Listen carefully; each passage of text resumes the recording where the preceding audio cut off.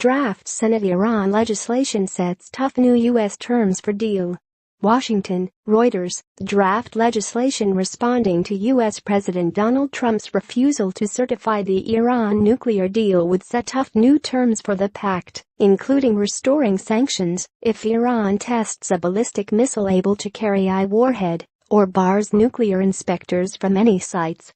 Critics of the legislation, drafted by Republican Senators Bob Corker and Tom Cotton, with support from the Trump administration, said it could put the United States in violation of the international agreement if it were enacted.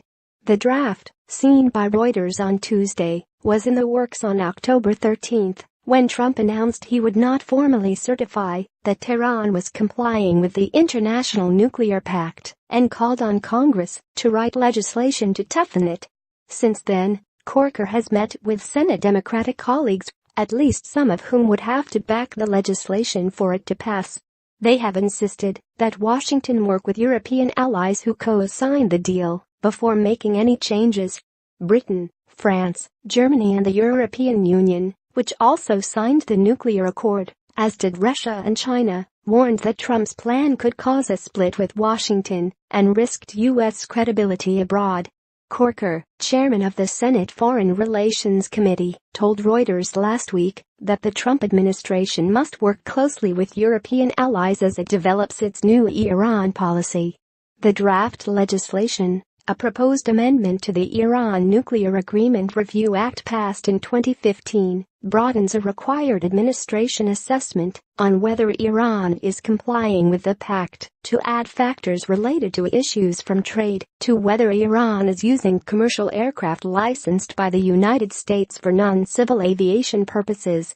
As previously reported, it would instantly reimpose or snap back sanctions lifted under the agreement if Iran were deemed capable of developing a nuclear weapon within a year. The Iran issue has been complicated by Trump's recent attacks on Corker, in which he blamed him for the nuclear deal forged under former Democratic President Barack Obama. The pact, which world leaders have urged Trump not to derail, was opposed by every Republican in Congress including Corker. Corker has lashed back at Trump by saying he has failed to grow into the job as president and blaming him for breaking down important international relationships. A spokeswoman for Corker did not immediately respond to a request for comment on how the dispute with the president might affect the Iran legislation. Reporting by Patricia Zengel, editing by Tom Brown.